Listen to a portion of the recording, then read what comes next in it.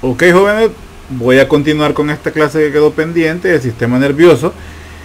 Sería la parte B, por decir así, porque o sea, ya tengo nombradas, por decir así, las clases como sistema nervioso 1 y sistema nervioso 2. Entonces a esta le vamos a poner a la primera parte A y a la otra pues parte B, para que no vaya a haber confusión. De todos modos, cuando la subo a la plataforma pues se suben bien identificadas y en orden, para que no tengamos problemas.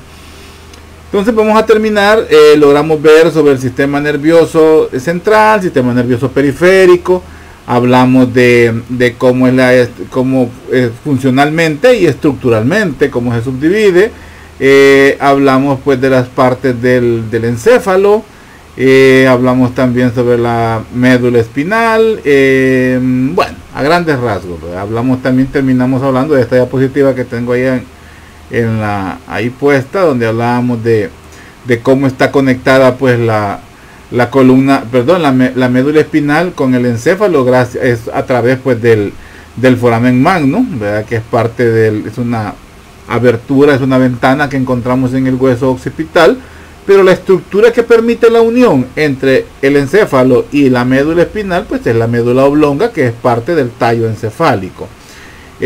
Hablamos también de los impulsos nerviosos, los que llevan información desde la periferia, desde los receptores periféricos hacia el sistema nervioso central, pues son los receptores aferentes, y son los que registran los estímulos sensitivos, es decir, lo que conocemos como el sentido del tacto, y lo que hace que haya una respuesta de tipo motor son los reflejos eferentes, ¿verdad? O tipo motor. Entonces por ahí nos quedamos hablando. Entre estos también pues está el control de esfínteres. Esfínteres como el esfínter de Oddi, que es un esfínter que se encuentra en la unión en la papila duodenal, que es la unión del conducto de Wirsung, que es del páncreas, y el conducto colédoco, que viene de la unión de los conductos hepáticos con el conducto cístico, que viene de la vesícula biliar. Entonces encontramos un esfínter, se llama esfínter de Oddi, el cual pues controla la liberación tanto de las enzimas pancreáticas como de la propia bilis al interior de la segunda porción del duodeno, por poner un ejemplo. Es un esfínter. También pues tenemos el control del esfínter anal, ¿verdad? El esfínter anal interno, que es involuntario, y el esfínter anal externo, que es voluntario. Y bueno, por poner ejemplos, ¿verdad? Así que continuemos con esta clase. Permítanme.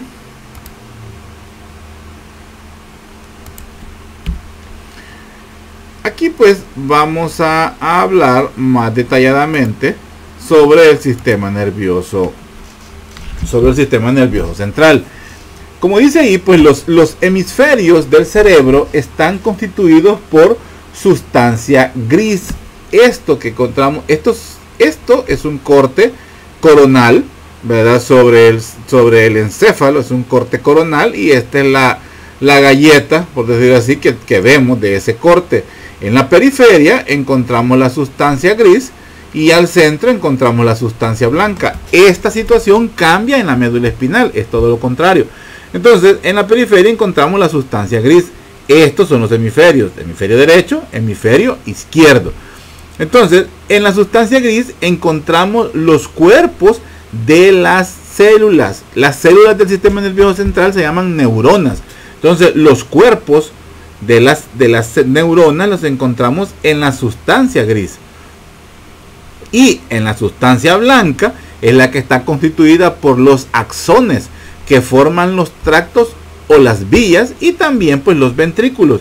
Los ventrículos son estos que encontramos aquí, donde encontramos el líquido cefalorraquídeo, o por ahí cursa el líquido cefalorraquídeo. Entonces, en la sustancia blanca encontramos los axones, es decir, las ramificaciones de las neuronas, y que son los que conforman los tractos. Como les digo, esto lo van a ver mejor cuando vean neuroanatomía, pero desde ahorita ya conozcan eso.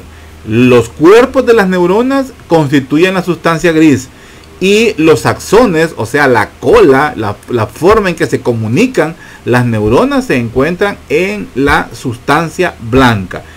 En esta zona también pues encontramos los ventrículos, como estos que estamos viendo aquí.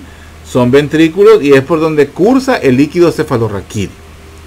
Entonces, esto es el cerebro. Esto que encontramos acá, pues es el cerebro. Luego encontramos el diencéfalo. El diencéfalo lo encontramos en esta zona. Ya lo vamos a ver mejor en la otra diapositiva. O mejor no, de una sola vez, veámoslo. Esto que encontramos acá, esta zona al centro, es el diencéfalo. Es esto mismo que estamos viendo acá. El diencéfalo es la parte, por decir así, inmediatamente inferior o subyacente del cerebro, ¿verdad? Eso es el diencéfalo, es la otra parte del, estaba señalándoles y sin puntero, es la otra parte del encéfalo. Entonces tenemos el diencéfalo, el cual está constituido por el tálamo, el subtálamo, el hipotálamo, la glándula pineal, el metatálamo y el tercer ventrículo. Esos conforman el diencéfalo, todas esas estructuras. Luego tenemos el cerebelo. El cerebelo es esta estructura postero-inferior que se encuentra en la zona, por decir así, en la zona subyacente de la zona de la parte occipital del encéfalo. Entonces, esto es el cerebelo. El cerebelo, pues al igual que el cerebro, tiene dos lóbulos laterales, derecho e izquierdo, y también pues tiene una porción media que está en la línea media, tal cual lo vemos en el encéfalo. En el encéfalo pues tenemos los hemisferios y al centro tenemos el diencéfalo. Pues igual el cerebelo también tiene una estructura al centro. Luego tenemos el tronco del encéfalo.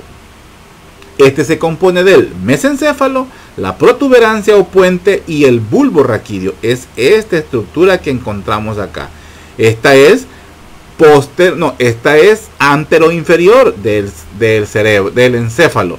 Es esta que está acá, porque postero-inferior es el cerebelo, antero-inferior es el tallo encefálico o tronco del encéfalo, constituido por mesencéfalo, puente y médula oblonga o bulbo raquídeo. Es otro nombre con el que se conoce, ¿verdad? Entonces, en la escala evolutiva la forma más avanzada de la evolución en el hombre se mide a través del diencéfalo, porque en el diencéfalo están los sentimientos, están las sensaciones, están las ideas, está la voluntad, está un sinfín de situaciones, sentimientos y ¿cómo les puedo decir? Y actitudes que definen al hombre. Entonces esa es la zona de más, en la escala evolutiva, pues es la que tiene más desarrollo en los animales y por ende pues en el hombre. Vean. Sigamos, entonces de esto estábamos hablando. Esto es el cerebro, ¿verdad? Donde encontramos la sustancia gris y la sustancia blanca. Luego encontramos el diencéfalo, que es esta zona de acá. El diencéfalo pues constituido por el tálamo, el hipotálamo, el metatálamo, la glándula pineal, ¿verdad? Que encontramos en esta zona de acá. La glándula pineal se encuentra en esta zona posterior. Encontramos acá la glándula pineal que tiene mucho que ver pues con la imaginación, las ideas y permítanme, tiene que ver con algo que ahorita se me ha ido. Esto de la glándula pineal pues tiene que ver con las sensaciones, ¿cómo que se dice? Extrasensoriales, facultades extrasensoriales. Tiene mucho que ver con la percepción, con la ideación, tiene mucho que ver con la creatividad también, la glándula pineal. Y en el campo del esoterismo, en el campo de las creencias mágico-religiosas, pues tiene mucha relación pues con la ¿cómo es que se dice? Con lo paranormal, lo paranormal, la conexión con otros mundos, ¿cómo podemos decir? El hecho de la percepción de fantasmas, por decir así. O sea, supuestamente el desarrollo de la glándula pineal, o las personas que pueden tener contacto con el más allá, o que tienen las capacidades de sentir la presencia de seres que no son de esta dimensión, pues como les digo, son otras cosas. Estoy metiéndome en una cosa que ni yo manejo muy bien, solo les cuento lo que he leído. Entonces tiene que ver pues con desarrollo de la glándula pineal. Supuestamente la gente con los medium, así eso era lo que quería llegar, los medium o charlatanes también, ¿verdad? Tienen desarrollo de la glándula pineal. Pero en medicina pues tenemos muy conocido, muy estudiado, que tiene mucho que ver con el ritmo, con la regulación de los ritmos circadianos, es decir, con el ritmo del sueño vigilia. Con eso tiene que ver. Ella se encarga pues de secretar una sustancia que se llama melatonina. Esa ¿cómo se llama? Esa hormona pues tiene que ver con el desarrollo o con el sueño. Es el ciclo circadiano, le conocemos a eso. Entonces también tiene una acción gonadal, y tiene mucho que ver con la edad, con los antioxidantes, en fin, tiene muchas funciones y no parece. Bueno, luego pues seguíamos con el tronco del encéfalo, que es esta estructura que encontramos acá, es esto mismo que vemos. Aquí está la glándula pineal, en esta zona de acá. Entonces, ¿cómo se llama? El tronco del encéfalo, que está conformado por el mesencéfalo, la protuberancia o puente y el bulbo raquídeo o médula oblonga, como así también se conoce. Aquí también están los nombres. El cerebelo, aquí también encontramos pues el cerebelo. Y aquí pues también que tenemos la glándula hipófisis, forma parte del diencéfalo. La glándula hipófisis es una glándula especial que controla muchas hormonas activadoras de las funciones de algunas glándulas, como la glándula tiroides, las glándulas mamarias, las glándulas testiculares, y las ováricas también. Entonces tienen que ver pues con la hipófisis. Las suprarrenales también tiene que ver la glándula hipófisis que encontramos aquí, o también la pueden encontrar con el nombre de pituitaria. Sigamos. Entonces, permítanme. El sistema nervioso periférico pues está conformado por nervios, ganglios, plexos entéricos y receptores sensoriales. O sea, esto es lo externo a la médula espinal y lo externo al propio cráneo. O sea, lo que está por fuera es todos estos nervios que encontramos acá. Aquí van incluidos los 12 pares craneales, ¿verdad? El olfatorio, el óptico, el motor ocular común, el patético troclear, el trigémino, el abductor, el facial, el glosofaringeo, el vestíbulo coclear, el vago, el accesorio y el hipogloso. Esos son 12 pares craneales. Apréndanselo, se los acabo de decir. Y todos los nervios que están por fuera de la columna, de la médula, de la columna vertebral, donde tenemos los 8 pares de nervios cervicales, los 12 pares torácicos, los 5 lumbares y luego los sacros y los coxígeos.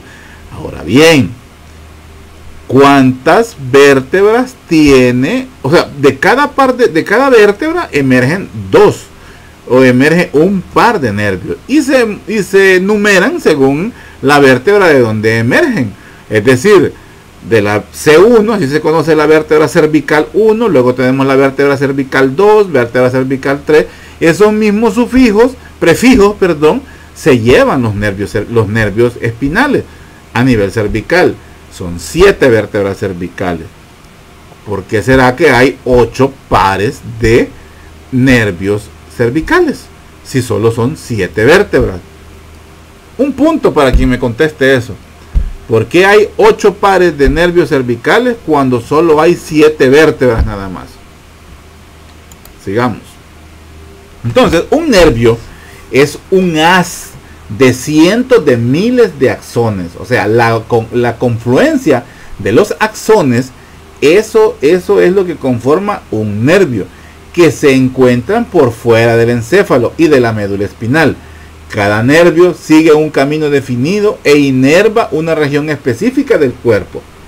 Aquí vemos otro de los componentes de los que yo les decía al inicio, que investigaran qué era irrigación, que era drenaje y que era inervación. La inervación de una área especial, de un músculo, de un órgano, eso es gracias a un nervio. Eso se le llama inervación.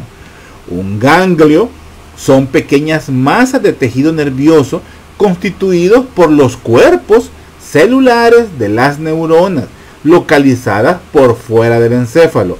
Adentro del encéfalo las encontramos los cuerpos en la sustancia gris, ojo con eso, pero por fuera los encontramos en los ganglios y de la médula espinal, íntimamente asociados a los nervios craneales y a los nervios espinales. Ahí encontramos los ganglios. Los plexos entéricos son redes extensas de neuronas localizadas en las paredes de los órganos del tubo digestivo, es decir, las funciones vegetativas, funciones involuntarias, funciones que no controla el sistema, o sea, no controla a voluntad el sistema nervioso, sino que son controles autónomos. Y luego, un receptor sensorial, que es una estructura que controla los cambios en el medio ambiente, tanto externo como interno. Los ejemplos de receptores sensoriales son los que constituyen los receptores del tacto en la piel, los fotorreceptores que encontramos en los ojos y los receptores olfatorios que encontramos en la nariz. También se involucran aquí los receptores que encontramos en la cóclea, que son los propios del equilibrio y de la audición. Entonces, ojo donde encontramos receptores sensoriales. En la piel, los fotorreceptores de los ojos, los receptores olfatorios en la nariz, también los receptores gustativos que encontramos en los botones gustativos en la lengua y los receptores en la cóclea que sirven para el equilibrio y la audición. Entonces,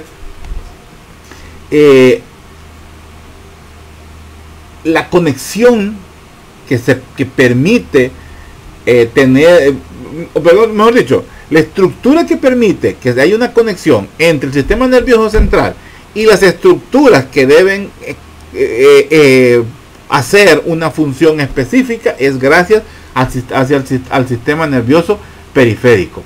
Entonces, todo el sistema nervioso periférico se desarrolla a partir de las células de la cresta neural, que está pues por fuera del sistema nervioso. Bueno, mejor dicho, hablando embriológicamente, es lo que está por fuera del tubo neural. Entonces es la cresta neural.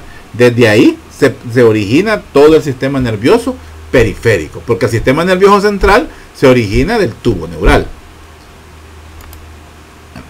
Todos estos son el sistema nervioso periférico, desde los pares craneales, que son 12 como ya dijimos, y todos los nervios que emergen de la columna vertebral. Sigamos. Pues es un cuadro resumen no es un cuadro resumen, es una imagen que nos resume eso que acabamos de hablar. El sistema nervioso central, constituido por el encéfalo y la médula espinal, y el sistema nervioso periférico, donde encontramos los nervios craneales, que son 12, los nervios espinales, o sea, los que emergen de la columna vertebral, los ganglios, que están donde se encuentran los cuerpos de las neuronas que son que están por fuera del canal medular, y también los plexos entéricos que encontramos en las paredes de los intestinos, y los receptores sensitivos que encontramos en la piel, pero también ya hablamos que los encontramos en la lengua, los que son los receptores gustativos, los fotorreceptores, que son esas neuronas se llaman conos y bastones, son los receptores fotosensitivos, los fotorreceptores que encontramos en el iris específicamente, vea que es parte del ojo, también los que encontramos en el oído, que son para el equilibrio y para la audición, y los olfativos que encontramos en el techo de la cavidad nasal. Entonces, esos son los receptores que conforman o todo lo que conforma el sistema nervioso periférico.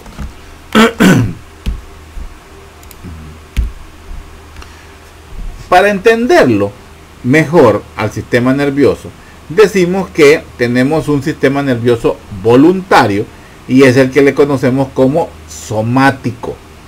Aquí encontramos neuronas sensitivas que transmiten la información desde los receptores somáticos de la cabeza, la pared corporal, los miembros, los sentidos especiales de la visión, la audición, el gusto, el olfato, y todo esto viaja hasta el sistema nervioso central. Y el otro componente son las neuronas motoras, que conducen impulsos desde el sistema nervioso hacia los músculos esqueléticos. Es decir, por poner un ejemplo, este sistema nervioso somático es el que nos permite, por ejemplo, una situación X. Estamos en una cancha y vemos que nuestro ojo percibe que viene un balón directamente hacia nuestra cara. Esa información va directamente hacia el sistema nervioso central y este envía una respuesta en la cual le dice al cuerpo humano, o sea, por ejemplo, a los músculos de la cadera, a los músculos de la espalda y posiblemente también a los músculos de la mano, uno de los miembros, que lleven su mano hacia adelante para cubrirse el rostro, y los de la cadera y de la espalda para que se agache. Entonces, esa es una forma en la cual actúa el sistema nervioso somático o voluntario. Luego tenemos el sistema nervioso autónomo. Estas son neuronas sensitivas que transportan información proveniente de los receptores sensitivos autonómicos, localizados principalmente en vísceras como el estómago, los pulmones, y todo esto viaja hacia el sistema nervioso central. Y aquí están las neuronas eferentes, que son las motoras, que son las que conducen los impulsos nerviosos desde el sistema nervioso central hacia el músculo liso, el músculo cardíaco y las glándulas. Esto es involuntario. ¿Cómo funciona esto? Por ejemplo, en un proceso común, la digestión. Automáticamente se ingieren los alimentos. Estos llegan en menos de 4 o 5 segundos desde la boca, que es donde son masticados y se convierte en bolo alimenticio. Estos llegan directamente al estómago. Cuando los alimentos llegan, es más, desde que los alimentos ya están en la boca, o desde que el cuerpo percibe el aroma de la comida, el estómago comienza, hay un impulso nervioso que se genera hacia las células oxínticas que encontramos en el estómago, y estas comienzan a producir el ácido clorhídrico, o sea, el ácido que va a digerir los alimentos. Allí es donde a uno se le intensifica el hambre. Entonces, cuando el bolo alimenticio pasa desde la boca a través del esófago y llega hacia el estómago, se produce más ácido clorhídrico, y cuando estamos comiendo, comienza a darse, por ejemplo, un reflejo también desde el sistema nervioso central a través del sistema involuntario que llega hacia el cardias. El cardias se abre y se cierra para dejar pasar los bolos alimenticios, pero no permitir la salida de o sea, que se regrese, que se regurgite hacia el esófago, y comienza el estómago a tener movimientos peristálticos, tal si fuera una licuadora, para hacer iniciar pues la digestión de los alimentos. Entonces, esa función es gracias al sistema involuntario. Que se produzca que se produzca el ácido clorhídrico. Eso es por un estímulo, y que se genera hacia las glándulas que encontramos en el estómago. Que se inicie el movimiento, que se cierre el cardia, que se cierre y se abra el cardia para permitir la entrada de alimentos, que se mantenga cerrado el pílori, es otro esfínter, para que los alimentos, mientras no hayan completado la primera fase de la digestión, no pasen del estómago hacia el duodeno, que es la primera porción del intestino. Además, en la porción del píloro, que es la porción más inferior del estómago, en esa porción encontramos unas glándulas que son las encargadas de producir la grelina.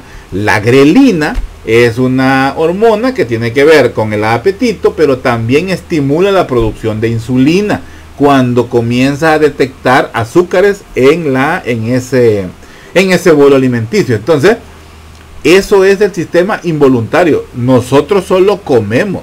Voluntario prácticamente solo son los músculos de la masticación que encontramos en la boca. Pero pasando de la boca hacia atrás, después de que son deglutidos, todo eso es completamente involuntario. No tenemos control sobre eso nosotros. No podemos pensar, ahorita voy a hacer la digestión, ahorita voy a producir ácido clorhídrico. No, son cosas que se dan involuntariamente. Igual pasa con los pulmones, igual pasa con el corazón. Alguien me puede decir, pues los pulmones podemos respirar y dejar de respirar. Sí, pero en condiciones normales, cuando estamos haciendo, ahorita que yo estoy hablando, por ejemplo, aquí, yo no estoy controlando mi respiración. Yo estoy hablando y estoy respirando a la vez, estoy metiendo oxígeno. Todo eso es de forma involuntaria. Los músculos propios de la respiración, tanto el diafragma y los músculos intercostales, están trabajando en ensanchar mi caja torácica para que pueda meter oxígeno y a la vez comprimir para que expulse el CO2. Entonces, son funciones involuntarias. Y por último, el sistema nervioso entérico también es involuntario. Aquí vamos a encontrar neuronas sensitivas que están situadas en los plexos entéricos, que monitorizan los cambios químicos que se producen en el tubo digestivo y también en la distensión, pues de las paredes. Y también encontramos las neuronas motoras entéricas, que coordinan la contracción del músculo liso del tubo digestivo, regulan la secreción de los órganos digestivos como el ácido gástrico y la actividad de las células endocrinas del aparato digestivo, y que secretan pues las hormonas. Miren, por la ¿cómo se llama? Por la euforia, ¿verdad? Por la premura de poner un ejemplo, casi que me comí el ejemplo del entérico, pero por ahí va. Si pudiéramos poner otro del entérico, sería por ejemplo el del duodeno. En el duodeno, que encontramos el esfínter de Oddi, este es ¿cómo se llama? Estimulado gracias al sistema nervioso entérico. También en las paredes de las vísceras huecas, duodeno, y también, intestino delgado y parte del intestino grueso, encontramos dos tipos de plexos que tienen que ver con el sistema nervioso entérico: el plexo de Meissner y el plexo de Auerbach. El plexo de Meissner lo encontramos en la zona de la submucosa, y el plexo de Auerbach lo encontramos en la zona muscular, porque las vísceras también tienen así como las arterias, tienen diferentes capas, tienen 3 capas. Entonces, en la capa muscular, pues se está controlado por el plexo de Auerbach, que forma parte del sistema nervioso entérico, y en la zona de la submucosa encontramos el plexo de Meissner, que son los que controlan el peristaltismo, son los movimientos de forma rítmica que transportan o ayudan al desplazamiento del bolo alimenticio. Ya a nivel del estómago ya se llama quimo, y comienza a moverse desde el duodeno, pasando por el yeyuno, luego por el ilion, llegando al colon, al ciego, al colon ascendente, y ahí es donde ya comienza a formarse pues las heces, porque es donde se absorbe la mayor parte de sales, ¿verdad? Y también pues el agua. Entonces podemos decir pues que el sistema nervioso se subdivide ya en otra forma más específica en sistema nervioso somático y sistema nervioso autónomo y sistema nervioso entérico. Y si se lo aprenden así, ya la hicieron, cipote. Y aquí está un cuadro resumen de lo que estoy hablando. Sistema nervioso central, y aquí está el sistema nervioso somático, sistema nervioso autónomo y sistema nervioso entérico. Receptores sensitivos somáticos especiales y neuronas sensitivas somáticas. Hablamos aquí de fotorreceptores, hablamos del gusto, del oído, del olfato y del tacto, ¿verdad? En la piel. Las neuronas motoras somáticas voluntarias que generan una respuesta en el músculo esquelético. Sistema nervioso autónomo, encontramos receptores sensitivos autónomos y neuronas sensitivas autónomas. Neuronas motoras autónomas son las que generan la respuesta, divisiones simpáticas y parasimpáticas. Esa es la otra, cómo se subdivide el sistema nervioso autónomo en simpático y parasimpático. Ya lo vamos a ver más adelante. Y la reacción es, o la respuesta es en el músculo liso, músculo cardíaco y en las glándulas. Luego tenemos el sistema nervioso entérico, que tenemos neuronas motoras entéricas. Si ustedes fijan, están relacionados. Por eso se me fue allá la idea. tenemos las neuronas, ¿cómo se llama? Motoras entéricas. No, mejor no, esto es lo eferente. Veamos lo aferente primero. Los receptores sensitivos entéricos y neuronas sensitivas entéricas en el tubo digestivo y en los plexos entéricos. Algo muy importante a conocer es que las tripas, las vísceras huecas, realmente no tienen sensibilidad a lesiones perforantes o a lesiones de cortantes, por decir así. La sensibilidad que presentan los intestinos es a la distensión, es decir, a la inflamación. Por eso la colitis, la gastritis y la enteritis son el término, perdón, el sufijo en itis significa inflamación. Entonces, enteritis, gastritis y colitis significa gastritis, estómago inflamado, enteritis, intestino inflamado, colitis, colon inflamado. Entonces, a esa sensibilidad, a esa situación de inflamación es que hay receptores. Y tenemos también las neuronas motoras, o sea, las que generan un impulso, pero este sistema no depende del sistema nervioso central. Eso es muy importante. Al mismo nivel se da un relevo de la información, o le colaboran las neuronas motoras que forman parte del autónomo, es decir, sistema nervioso simpático y parasimpático son las que le ayudan a controlar en el sistema nervioso entérico. ¿Dónde dan la respuesta? Músculo liso, glándulas y células endocrinas del tubo digestivo. Sigamos.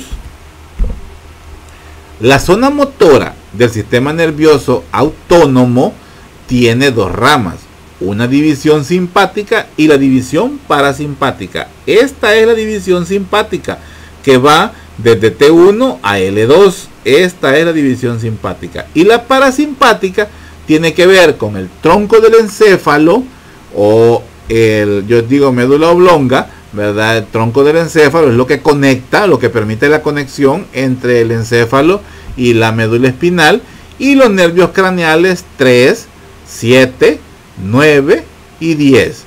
Motor ocular común, facial, el vestíbulo coclear, el glosofaringio y el vago. Son estructuras que tienen que ver con la función autónoma parasimpática, y los segmentos S2 y S4. Los efectores están inervados por ambas divisiones, o sea, las estructuras que generan una respuesta están inervados por ambas divisiones. No es que los parasimpáticos están en una zona y las terminaciones autónomas simpáticas están en otra. No, inervan las dos, ambas inervan una zona de donde se dan las eferencias o donde se dan las respuestas. Entonces, las que ejercen acciones opuestas, por ejemplo, las neuronas simpáticas aumentan la frecuencia cardíaca y las neuronas parasimpáticas la reducen. O sea, así como cuando veíamos los agonistas y los antagonistas, una hace una función y la otra hace la función contraria. Entonces, así es como se controla el sistema nervioso autónomo a nivel en su división simpática y parasimpática. La división simpática ayuda a la ejecución de las acciones de emergencia, o sea, las llamadas respuestas de lucha y huida. Tomemos de nuevo el ejemplo del corazón. Quien acelera el bombeo del corazón en respuesta, por ejemplo, a un mediador como es la adrenalina, es el sistema nervioso simpático. Le hace que el corazón acelere su funcionamiento para que haya una disposición mayor de sangre a nivel de todo el sistema, y pudiera servirnos, por ejemplo, cuando saltamos de la nada, o cuando corremos para apartar a alguien de un peligro, o cuando salimos en huida cuando nos va a morder un perro, por decir así, por poner ejemplo. Entonces, eso es el sistema nervioso simpático. La división parasimpática tiene a su cargo las actividades de reposo y digestión. Volvemos al ejemplo del corazón. Si ya no es necesaria la aceleración del corazón, el sistema nervioso parasimpático la va a disminuir. Ante una reacción de miedo, de susto, tener la calma, volver a tener calma, es gracias al sistema nervioso parasimpático. Lo pongo como un ejemplo común y corriente de la vida, no quiero extenderme tanto. Y aquí es lo que vemos. El sistema nervioso parasimpático contrae la pupila. El sistema nervioso simpático dilata la pupila. A nivel de la boca, el sistema nervioso parasimpático estimula la salivación cuando tenemos hambre. El sistema nervioso simpático la inhibe. El sistema nervioso parasimpático a nivel del corazón reduce el latido cardíaco. A nivel del simpático acelera el impulso cardíaco. Y así va, ¿verdad? Para que lo vayamos comprendiendo. Aprendan de esto, porque les puedo preguntar una vez. Hablemos sobre las funciones del sistema nervioso. Cuando hablamos de las funciones nos referimos a las aferentes, funciones de proceso y funciones eferentes. Aferente o sensitivo, los receptores sensitivos detectan estímulos internos y externos, información que es llevada por los nervios espinales y craneales hacia la médula y el encéfalo. La función integradora, que es la intermedia, el sistema nervioso procesa la información sensitiva, analizando y tomando decisiones para efectuar las respuestas adecuadas. Algo muy importante a tener en cuenta es que cuando decimos que la información es llevada hasta el sistema nervioso central, no estamos diciendo que tiene que llegar hasta el encéfalo para tomar una respuesta. No. Hay funciones como esta de integración o de proceso en la cual una respuesta inmediatamente puede darse por un estímulo, por una ¿cómo podemos decir? Por una respuesta inmediata que se toma a nivel de la médula espinal. La médula espinal, a nivel que el encéfalo, pues está constituido por neuronas. Y esas neuronas, pues todas piensan, por decir así, todas tienen la capacidad de responder. Entonces hay información que no va a subir hasta los trácticos, a través de los tractos corticales para llegar hasta el cerebro. No es necesario. Algunas directamente en la médula, por decir así, se resuelve una respuesta para que sea pues inmediata. Entonces, que se toma, pues como dice aquí, toma una decisión para efectuar las respuestas adecuadas. Luego tenemos la función motora o eferente. Una vez que la información sensorial ha sido integrada, el sistema nervioso puede generar una respuesta motora adecuada activando efectores. Pueden ser músculos, pueden ser glándulas a través de los nervios craneales y espinales. O sea, una respuesta motora adecuada, dice el sistema nervioso, puede generar sistema nervioso central. Estamos hablando de encéfalo y médula espinal. O sea, la médula espinal puede generar un impulso inmediato para una respuesta motora a nivel de los músculos o a nivel pues de las glándulas. Es lo que tenemos en este ejemplo. Aquí tenemos un receptor, un aferente, que lleva una información después de haber tocado un cactus, lleva una información hacia el sistema nervioso central. Aquí tenemos los ganglios de los que hablábamos, que están cerca, y a este nivel inmediatamente puede haber una respuesta, no tener que subir hasta arriba. Es por poner un ejemplo, es una forma de entenderlo. Eso es lo que quiero que se entienda. Automáticamente hay una respuesta, hace una respuesta hacia el músculo braquial, por ejemplo aquí para el bíceps braquial, ¿verdad? Para que inmediatamente pues haga una acción agonista y retire desde el estímulo doloroso que tenemos en ese dedo después de haber tocado una espina. ¿Cuánto tiempo? Esto lo hemos vivido muchas veces. ¿Cuánto tiempo tarda en darse una respuesta de este tipo? Fracciones de segundo, o sea, es inmediato prácticamente. Entonces, así funciona el sistema nervioso central, ¿verdad? Ayudado por el sistema nervioso periférico. Esto es lo que conocemos como el arco reflejo, así se llama, el arco reflejo. Es un reflejo inmediato, ¿verdad? Ahora, distinto es, por ejemplo, una percepción de un aroma a través de los receptores sensoriales en la nariz, ¿verdad? A través del bulbo olfatorio. Esa recepción sensorial de un aroma la lleva sí directamente hacia el sistema nervioso central, en la cual puede evocar una situación, y ahí ya entra a funcionar, por ejemplo, el diencéfalo, puede evocar una sensación, y un aroma pues nos recuerda una situación, nos recuerda una persona, nos recuerda un momento bonito, un momento triste, una alegría, una tristeza, no sé. Pero ahí sí tiene que subir hasta el sistema nervioso central, donde tenemos el diencéfalo y donde están los sentimientos. Igual la comida. Sentimos un aroma a comida y nos da inmediatamente hambre y comienza a darse toda la respuesta a nivel del intestino. Eso, si tiene información, tiene que llegar al cerebro. Un sonido. Poder determinar qué es lo que estamos oyendo. Si es una canción que nos gusta o estamos oyendo, por ejemplo, algo que insultante para nuestros oídos. Bad Bunny, por ejemplo. Ojalá que no hiera sentimientos al decir eso. Entonces estamos oyendo, por ejemplo, música buena, Coldplay, Oasis, por decir así, por poner ejemplo. Entonces, que nos pueden recordar momentos bonitos de nuestra vida, momentos que tenemos con la pareja o no sé. Pero son situaciones pues que llegan al cerebro, se interrelacionan con diferentes situaciones y generan una respuesta, ¿verdad? Ya sea motora o si no en un simple sentimiento, por poner otro ejemplo. Sigamos.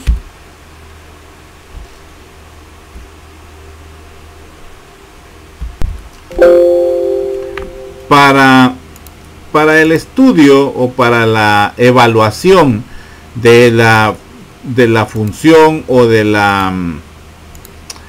que está en buen estado el sistema nervioso, utilizamos los dermátomos y también los miótomos, o miótomas, perdón. Los dermátomas es una zona especial, ¿verdad? En la piel, como ustedes pueden ver aquí, es una zona especial donde los axones de los nervios sensitivos somáticos, donde cada nervio, pues ya saben que está constituido por las neuronas y también pues por el ganglio específico de ese nervio espinal. Entonces cada uno de ellos inerva una zona especial pues de la piel, y esos evaluando cada uno de estos, por ejemplo utilizando una plumita o utilizando una punta roma, podemos estar pasándola por encima de esta zona y automáticamente estamos evaluando uno de esos nervios espinales.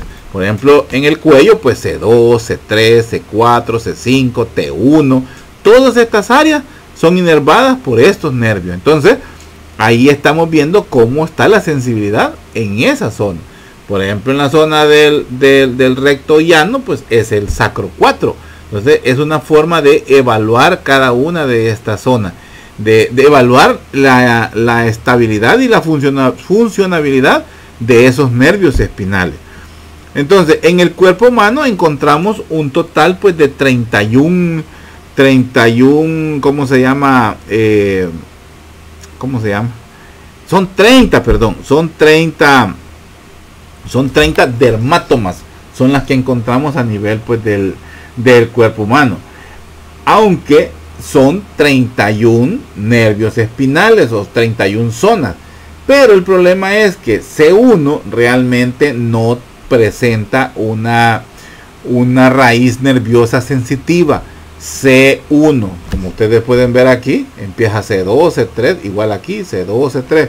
C1 no está, porque C1 no está descrita como una raíz sensitiva. Entonces encontramos 30 dermátomas distribuidos pues por todo el cuerpo. Ahora, y se nombran pues según la raíz nerviosa a la cual está asociada. Así se localizan en el cuerpo humano. Estos pues más que todo pues se distribuyen, como ustedes pueden ver, de forma pues horizontal, de forma descendente, a través de todo el cuerpo, cuello, tronco y todo, de forma longitudinal se van ellos pues distribuyendo, y se hace pues, por decir así, un mapa, que es el mapa de las dermátomas. Es una evaluación sensitiva, ojo con eso, es con la evaluación sensitiva. Allá, si ustedes están viendo en la cara, pues encontramos de forma sensitiva al nervio trigémino. Es el quinto par craneal, presenta 3 ramas, la oftálmica, la maxilar y la mandibular. Son ramas del nervio trigémino, por eso se llama trigémino, porque tiene 3 ramas. La evaluación pues de cada una de estas zonas es la que nos va a permitir la localización de una lesión medular o de una lesión a nivel del tallo pues encefálico. Lo que evaluamos es la normalidad al estimular, ¿verdad? Porque puede ser con algo romo, con algo suave como una pluma, con algo caliente o con algo helado. Así es como se evalúan estas zonas. Y eso se describe como reacción normal, hipoestesia, o sea que está disminuido la sensibilidad, o anestesia, que es cuando no hay dolor. Entonces de ahí es donde viene el término anestesia, cuando ponemos un anestésico en una zona de esta. Ahora, el nervio, ya dije, el nervio trigémino, pues principalmente ese es el que inerva pues en forma sensitiva pues la cara. Y ¿cómo se llama? El nervio C1, pues que no tiene una función sensitiva. Es más, en algunos pacientes hasta carece de una raíz dorsal. El nervio C1 solo tiene una parte ventral que no está muy descrita la función específica. Más que todo parece que es motora y no de carácter sensitivo. Porque lo sensitivo está en la cara, perdón, lo motor está en la cara anterior y lo sensitivo está en la cara posterior. Sigamos.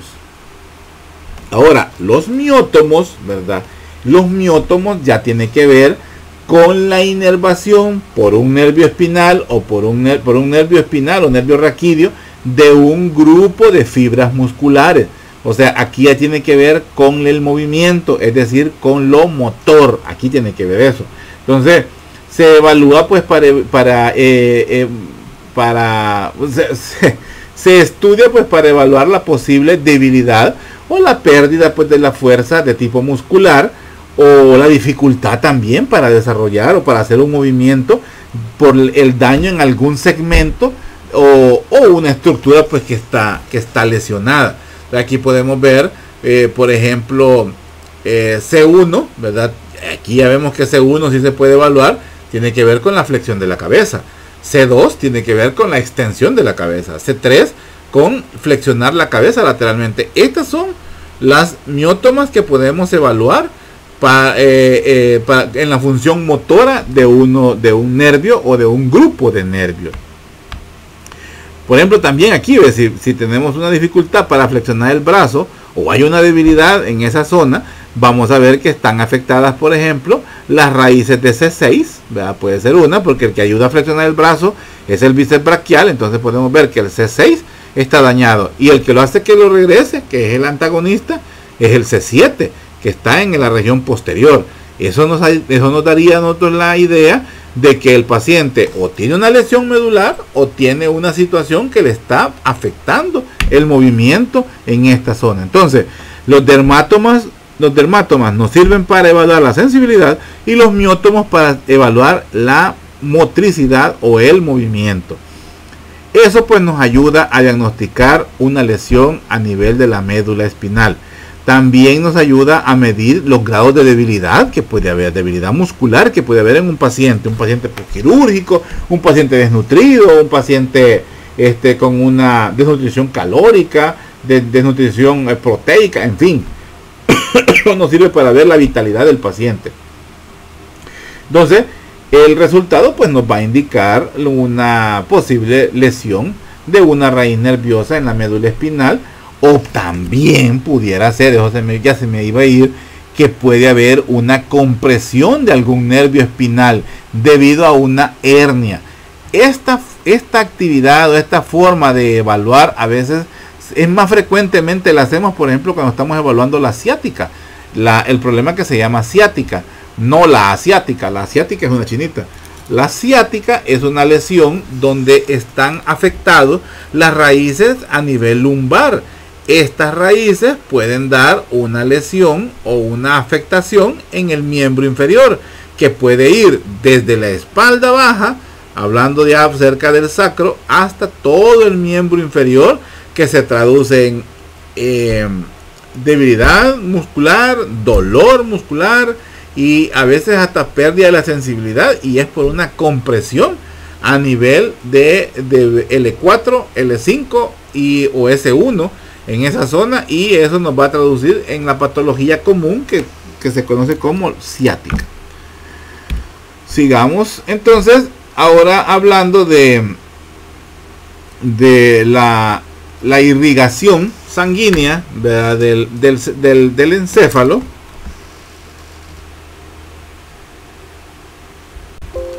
Esto de la irrigación sanguínea del encéfalo lo traemos a colación para que veamos que va paralelo a la distribución de los nervios. Estos nervios que estamos viendo acá son los nervios craneales que emergen. Por ejemplo, esto es el olfatorio. Aquí no vemos la punta, que es el bulbo olfatorio. Estos emergen directamente desde el encéfalo, al igual que el nervio óptico. Este es el nervio óptico, que aquí tiene un quiasma óptico y un entrecruzamiento. Entonces esto es ¿cómo se llama? El nervio olfatorio. Luego tenemos estos otros nervios que ya emergen a nivel del puente. Aquí esto es el encéfalo, esto es el mesencéfalo, perdón. Esto es el puente y esto de acá es la médula oblonga. Estos son los diferentes nervios que salen del tronco encefálico. Aquí tenemos, por ejemplo, el trigémino. Aquí tenemos, por ejemplo, el facial. Aquí tenemos el motor ocular común. Aquí tenemos, por ejemplo, el abductor, ¿verdad? Son otros nervios que encontramos en esta zona. El vestíbulo coclear. Esto ya es el nervio espinal o accesorio. Entonces son diferentes nervios que más adelante los vamos a ver. Pero lo que me interesaba que vieran es cómo la irrigación está involucrada o está a la par, acompañando pues al sistema nervioso. Igual el drenaje del sanguíneo del encéfalo es otra situación que es importante que ustedes la vean. A nivel del encéfalo tenemos unas cubiertas que le proveen de protección a todo el tejido al tejido nervioso, al parénquima cerebral. Entonces esas cubiertas se conocen con el nombre de meninges. Así se llaman, son las meninges. Se le llaman meninges craneales. Y estas son la dura madre, la aracnoides y la pía madre. La dura madre representada por este color verde es la dura madre. Luego tenemos la aracnoides, que está por debajo. Esta aracnoides se caracteriza por tener las vellosidades aracnoideas. Y por último la pía madre, que está en contacto directo con el encéfalo. La dura madre está en contacto con el hueso. Entonces es esta que tenemos acá. Esta dura madre presenta dos estructuras: la capa perióstica y la capa meningea. La capa perióstica está adosada al periósteo del hueso y la capa meningea está adosada a la capa meningea aracnoide. Entonces esas son las meninges craneales. Algo muy importante a identificar, pues también los senos. ¿Verdad? Aquí tenemos unos senos, son espacios donde encontramos pues parte del líquido cefalorraquídeo. Hay otras estructuras aquí que las vamos a ver pues más adelante cuando veamos, por ejemplo, cráneo.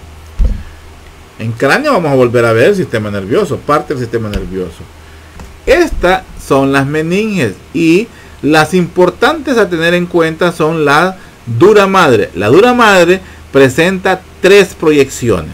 O sea, proyecciones son alargamientos de la dura madre. Uno de ellos es, esto es la dura madre. Uno de ellos es la hoz del cerebro. La dura madre se incrusta entre los hemisferios. Aquí veíamos algo. Aquí está la dura madre. Este es un hemisferio, este es otro hemisferio. Esta es una vista, este es un corte coronal, es una vista anterior. Bueno, lo que estamos viendo aquí.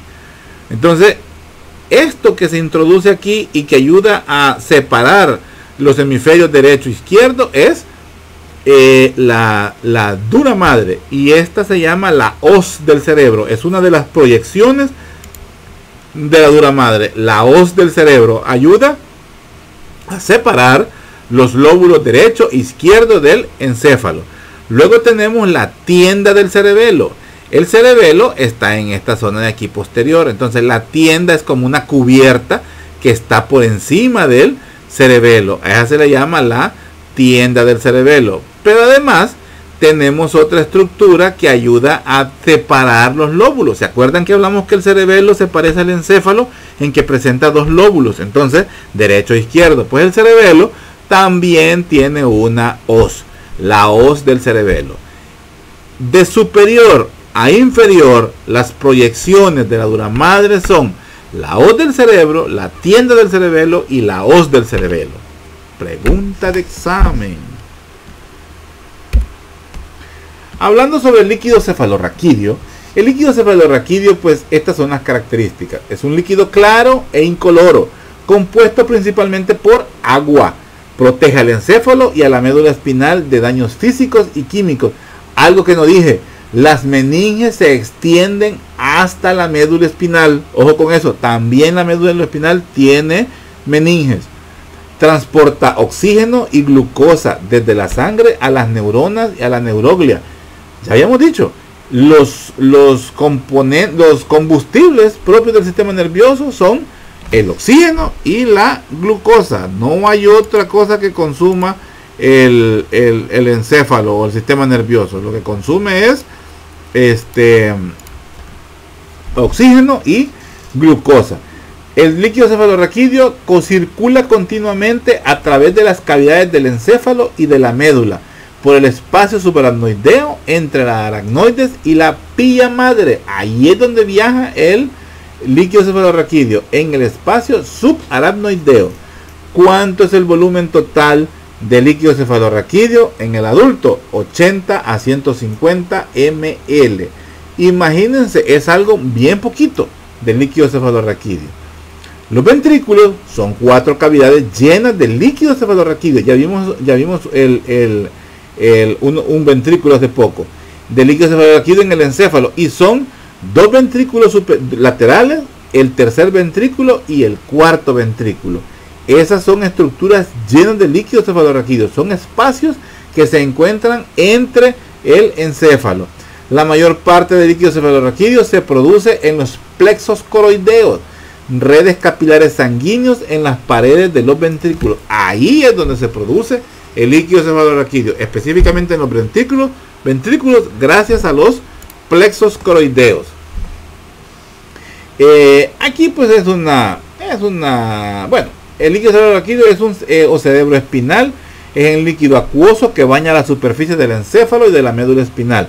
Circula por los ventrículos cerebrales, los espacios subaracnoideos y el canal medular central. Es formado en los plexos coroideos. Entre la pía madre y la aracnoides encontramos estos plexos coroideos. El líquido cefalorraquídeo es claro, transparente. La literatura, la tradición nos ha inculcado a los médicos que el líquido cefalorraquídeo, le decimos, es claro como el agua de roca, o sea, como el agua más cristalina. Así es el líquido cefalorraquídeo. No tiene ninguna coloración, es lo más puro que podemos ver, como agua es lo más puro. No tiene que tener ninguna coloración. Si tiene coloración sanguínea o roja es porque hay un trauma. Si tiene una coloración amarillenta, podría ser ¿cómo se llama? Un problema hepático que ha dado ictericia o un cáncer. Es transparente, no coagula, no debe coagular. Tiene también semejanza con el plasma, del cual de ahí se deriva el líquido cefalorraquídeo, pero no posee cantidades altas de proteínas. Ya dijimos que el nutriente principal que lleva es glucosa y no tiene que presentar celularidad, no debe. Si presenta celularidad, posible cáncer, posible una infección, diferentes situaciones. Excepto, dice, por la presencia de algunos linfocitos. Algunos como células de defensa, sí, pero si están aumentados, es posiblemente una meningitis, por poner un ejemplo. Aquí vemos cómo circula el líquido cefalorraquídeo. No voy a ahondar mucho aquí, ¿verdad? Como dice que circula al interior, específicamente en el espacio subaracnoideo, ahí circula el líquido cefalorraquídeo. Y también al interior de la médula espinal y por en medio el canal medular. Hay una estructura, un agujero que presenta la médula espinal. La composición del líquido cefalorraquídeo 99% pues es agua, sólidos totales un 1%, los componentes químicos 61 es principalmente de glucosa, 61 de glucosa, prácticamente es lo más alto que hay, vea, 61. ¿Qué más? Así viaja el líquido cefalorraquídeo, ¿verdad? Esto lo que le permite al encéfalo y a la médula es, como por decir así, mantenerlo suspendido. No tiene contacto con, o sea, además de tener las meninges tienen contacto directo, la dura madre, específicamente la capa perióstica, tiene contacto directo con el hueso. Pero en sí, propiamente, el tejido nervioso no tiene contacto con el hueso, primero por la capa perióstica, es decir, por la dura madre. Pero también él se encuentra suspendido, cuando decimos suspendido es como decimos nadando, pues. Entonces eso le permite no tener contacto con una estructura sólida, sino que se mantiene en un ambiente acuoso. Aquí lo vemos también cómo circula, ¿verdad? Cómo baja el líquido cefalorraquídeo. Los ventrículos de los que estábamos hablando son estas zonas donde se localiza y donde está pues en mayor abundancia el líquido cefalorraquídeo. Los ventrículos laterales, el tercer ventrículo y el cuarto ventrículo. Son 4 ventrículos que tenemos. 2 ventrículos laterales, lateral derecho, lateral izquierdo, el tercer ventrículo y el cuarto ventrículo. Quiero ver. Ay, bueno, es que esta es la zona por donde cursa todo el líquido cefalorraquídeo. Lo mismo, ¿verdad? Los ventrículos laterales, aquí tenemos los ventrículos laterales, el tercer ventrículo que se encuentra acá y el cuarto ventrículo ya cerca del canal medular, del canal central de la médula espinal. Estas son las zonas donde el líquido cefalorraquídeo juega, por decir así, o cursa, y protegiendo y nutriendo al tejido nervioso. Los plexos coroideos, que es donde se produce el líquido cefalorraquídeo a este nivel, específicamente en uno de los ventrículos laterales. Ahí es donde se hace una filtración de la sangre hacia el líquido cefalorraquídeo para proveerle pues de los nutrientes. A este nivel pues también tenemos capilares, como se recuerdan. A ver si se acuerdan qué capilares son los que encontramos a nivel del encéfalo y que sirven para la nutrición gracias al líquido cefalorraquídeo. Funciones: actúa como amortiguador y protege de traumas al sistema nervioso central, lo que estaba diciendo. Proporciona estabilidad mecánica y sostén al encéfalo. Sirve como reservorio y ayuda en la regulación del contenido del cráneo, porque le ayuda a contrarrestar espacios muertos al interior que podrían provocar pues un daño al tejido cerebral. Nutre el sistema nervioso central, ya oímos que lleva oxígeno y lleva pues glucosa. Elimina metabolitos del sistema nervioso central, actúa como que si fuera un sistema venoso. Él absorbe los metabolitos propios los radicales y los desechos propios del metabolismo cerebral son reabsorbidos por el líquido cefalorraquídeo, y a nivel del intercambio de los capilares sanguíneos pues se da la liberación de lo contaminante y pues nos trae azúcar y oxígeno al sistema. Y también pues sirve como vía para que las secreciones pineales alcancen la hipófisis.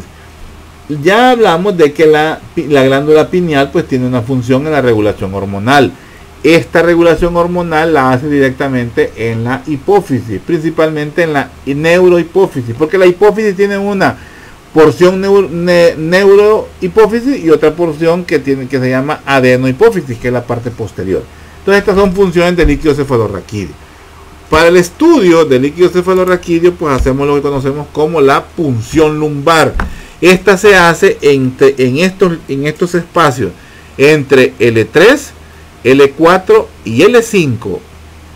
En estas zonas, esto es la columna, esta es la columna, las espinas posteriores, ¿verdad? de cada una de las vértebras. Entonces la punción, la introducción de esta aguja es hacia esta zona, sin llegar a tocar la médula. Si se toca la médula se puede dañar, se puede seccionar uno de los tractos y al paciente le pudiera generar pérdida de sensibilidad de una zona o pérdida de la motricidad en un pie, en una rodilla, no sé. Es algo que lo debe hacer alguien con mucha pericia y con mucho cuidado. Es entre la zona de L3, L4 y L5. Ahí es donde se puede hacer la punción lumbar. ¿Por qué se debe? Acabo de decir un error, fíjense. Pero ¿por qué se puede hacer la punción lumbar a ese nivel? Yo dije un error hace poco. Ahí a ver quién me contesta esto. Aquí estamos viendo una punción lumbar en la cual hay hemorragia. ¿Qué puede haber aquí? Un trauma craneoencefálico, ¿cómo se llama? Una hemorragia, ¿verdad? Un accidente, un evento cerebrovascular hemorrágico. El paciente, por ejemplo, de la nada cayó en coma y está soporoso y no responde a estímulos. ¿Por qué se pudo haber dado esto? Hubo una hipertensión, el paciente le subió la presión demasiado y rompió un vaso sanguíneo a nivel del encéfalo y está provocando esto, de que se contamine el líquido cefalorraquídeo con sangre. Y eso pues, este sí puede coagular, porque lleva sangre, lleva componentes formes de la sangre. Pero en condiciones normales, el líquido es completamente transparente, como dicen, como agua de roca.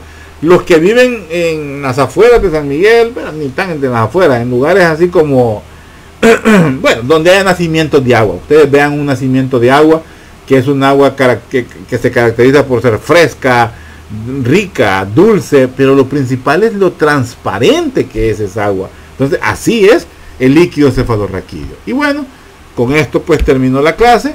La próxima clase vamos a hablar del tallo encefálico. Vamos a hablar de la médula espinal y de los nervios espinales. De eso vamos a hablar en la próxima clase del sistema nervioso, la parte 2. Gracias por su atención. Se les agradece mucho, jóvenes. Estudien esta clase, pues la vamos a... ¿Saben qué? Esta clase, junto con la que vimos de... ¿Cuál fue? La anterior fue de vasos sanguíneos. Las vamos a evaluar juntas el próximo jueves. Así vamos a quedar. El próximo jueves, ya estoy alfónico. El próximo jueves, permítanme, no veo bien el calendario. Sería pues el próximo jueves 10. El próximo jueves 10 estaría evaluando esta clase. La parte 1, la parte 2, que no le he dado todavía, y la parte de los vasos sanguíneos. Ahí voy a evaluar esas clases el día jueves. Y así ya lo tienen estudiado para el parcial. A más tardar ese día también voy a subir la última clase. Así es que quedamos así, jóvenes. Se les aprecia bastante. Estudien mucho. Pido disculpas porque ustedes han sido muy responsables. No todos, ¿verdad? Pero la mayoría muy responsables haciendo sus comentarios en los foros. Ha sido de mi parte la irresponsabilidad. Es por situación de trabajo. He estado demasiado atareado con mi función del trabajo. Eso también no me ha permitido pues estar de forma presencial con ustedes, pero la universidad nos ha dado la oportunidad de trabajar también de esta forma. A mí a veces me gusta más así porque les queda, pero nos resta pues la posibilidad de conocernos, de interactuar con ustedes. Pero pues lo vamos a hacer pronto. Así es que en la manera que lo pueda, en este fin de semana voy a tratar de ponerme al día con los foros para revisarlos y agradecerles a ustedes pues que han sido muy responsables. Como vuelvo a decir, no todos. Pónganle, sigan estudiando. Me gustó las notas que vi en el último corto. Hay notas muy buenas, hay bastantes notas regulares. Me afligen los que salen bien mal, esos me afligen bastante. Pero espero pues que en la manera de lo posible pues vayamos avanzando, pues mejoren esas notas, porque no quiero llorazones al final del ciclo, por favor. Así que quedamos así, jóvenes. Y nunca puse el sistema nervioso 1. Esta sería la 1A. Fíjense que hasta de por sí estaba mal. Esta es el sistema nervioso 1B. Así era, 1B. Entonces quedamos así. Estudien bastante y nos mantenemos en contacto. Cuídense mucho. buena para mí, buena madrugada, ya son las 2 de la mañana, para mí pues buena madrugada, cuídense bastante, se les aprecia y nos vemos en la próxima. Adiós.